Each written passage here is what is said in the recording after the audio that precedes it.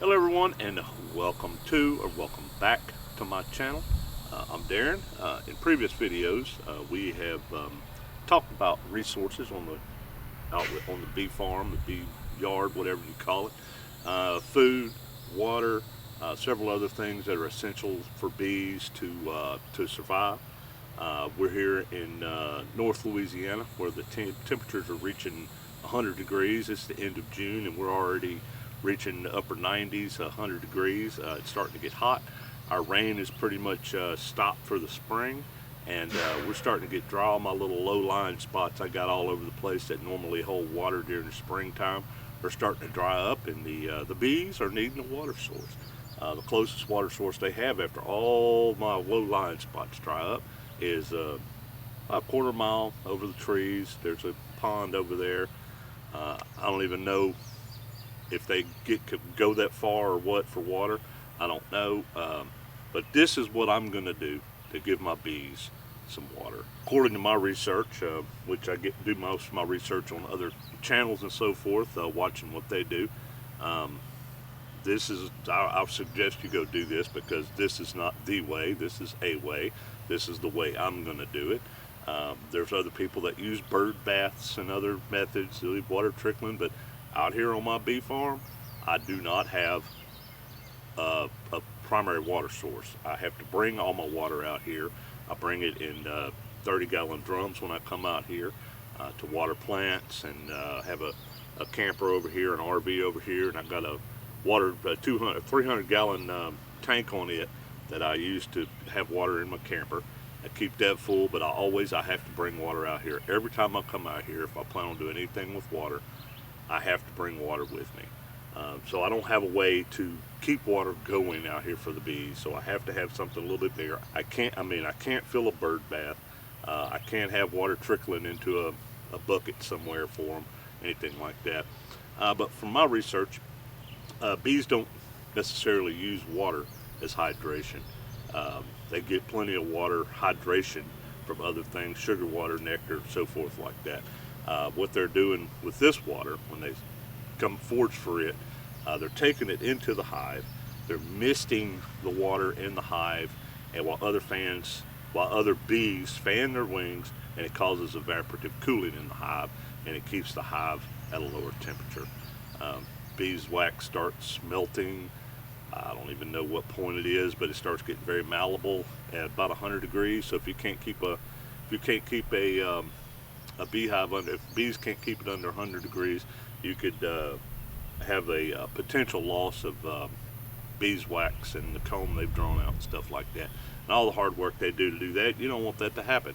So you've got to have them a way to cool the hive. So this is how I do it. This is how I'm going to do it, and I'm going to show you how I set this up. It's very simple.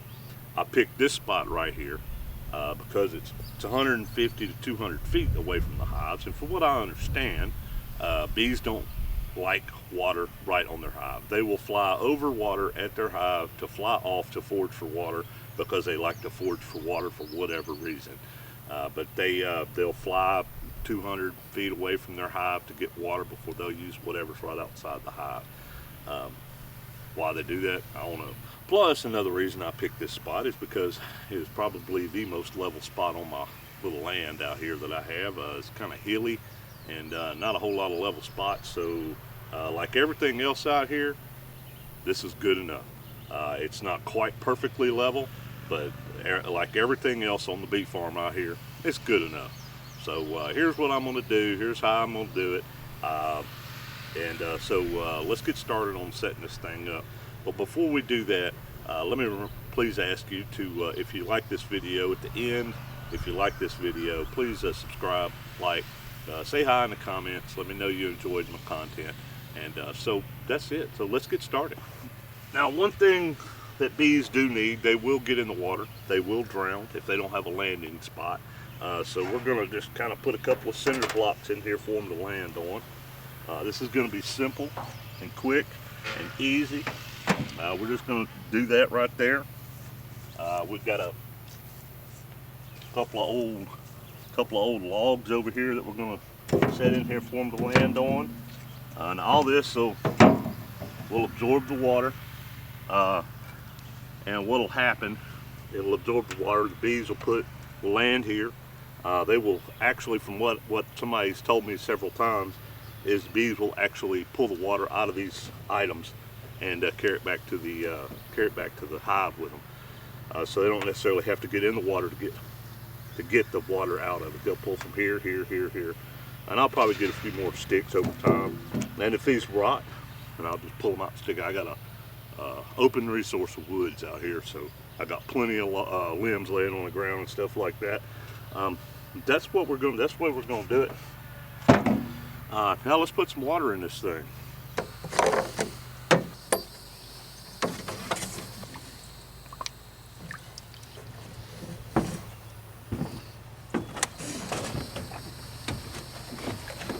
Now, like I said earlier, I don't have any water source out here, so I'm pulling water out of drums in the back of my truck. And so this doesn't wind up being a mosquito-infested little pool of water trough mosquitoes. We're going to add a little pump to it, so we get a little pumping action going on, have the water moving around. I picked a solar pump. I'll show that to you in a minute. Okay, so while that's filling up, the pump I picked, and I'm not selling this pump by any means because I have no idea if it works or not, because I just bought it the other day myself. This is what I'm using. They call it a PoPo soap. That's how I've heard that pronounced, but the instructions are pretty clear on it all. It doesn't look like it's going to be real difficult to use. It is a solar powered pump, and we're going to set that in there as soon as this thing is filled up. But in the meantime, it comes with the pump, 16 feet of cable, solar panel, which powers the pump. It's a 20-watt pump. Pretty simple. Comes with a handful of fittings.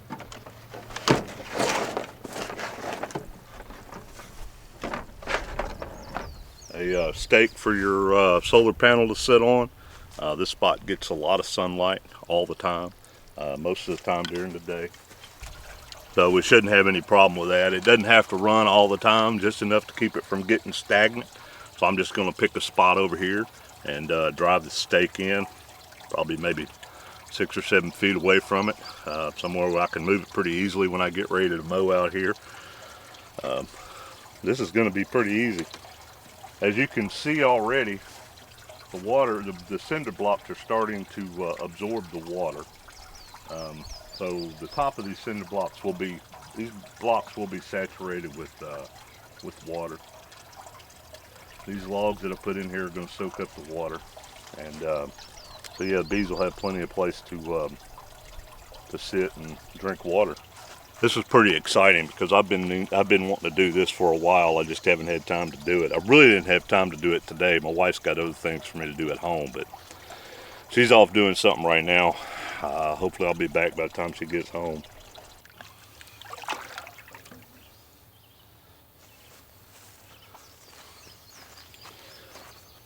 There, maybe that'll do. What do you think? Let me know what you think down in the comments. Might put a few more logs and stuff in there to give them a little bit more room to land, but I think that'll do for now. Let's get this pump in here. Of course, the sun just went behind a cloud, so I can't really use it right now, but it'll be out in a minute, believe me. It's hot. Sun's out today. This pump comes with this little adapter that goes in the top of the pump. I got it in there pretty good, so it's not going to come out now. Then this part just slides on top of it. Nope, other way. No, like that right there. Slides on top of it. And you got this valve right here that helps you set your flow. There's no fastening, no nothing. It just sticks together just like that. Then you have this part right here that sits on top of that.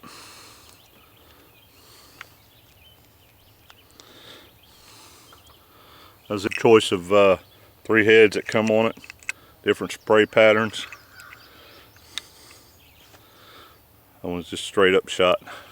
This was going to have quite a bit. This is the one I'm going to go with right here. I might try this one and this one just to see what they look like. little pump has little suction cups on the bottom of it so it doesn't try to float up on you. You just stick that on the bottom of whatever you're using it in. It seems to be in there fairly decently. So let's plug this thing in and see what happens.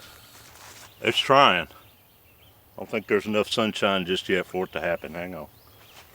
You know, when I started making this video today, I thought, man, as soon as I plug this pump in, the sun's going to go behind the cloud. And here we are. I knew this was going to happen. Wait for it. Wait for it. Hold. Almost there. Hang on. The sun's fixing to come out. Here it comes. Hang on. I can see it. The sun's coming right across this way. This much cloud left. We have sunshine, 100%. Not bad. It's a little bit more than what I want, but it's not bad. This is the one I bought it for. That's what I wanted. Just something to move water. Guess what? The sun just went behind the cloud again.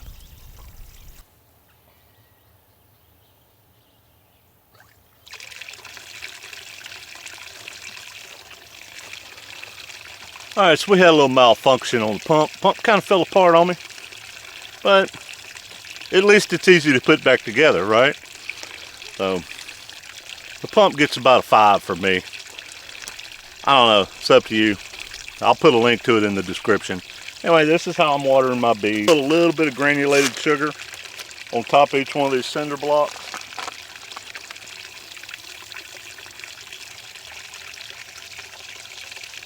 And hopefully that'll attract the bees, let them know it's here, and they'll come over here and get in it, start using it. So, alright, well I hope y'all enjoyed the video. Hope you found it useful at least. If so, subscribe, like, comment, thumbs up, all that kind of fun stuff. Y'all know what to do. Anyway, give me some love down below, and we'll see y'all on the next one.